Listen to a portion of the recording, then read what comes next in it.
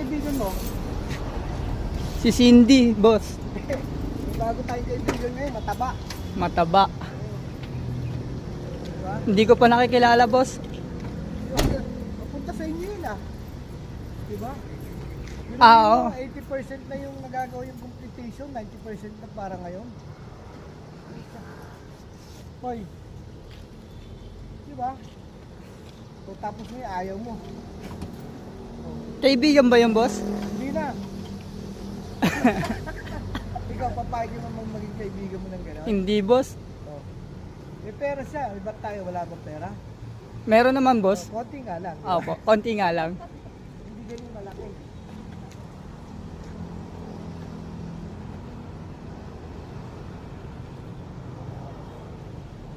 Kaya mo na yung malaking pera.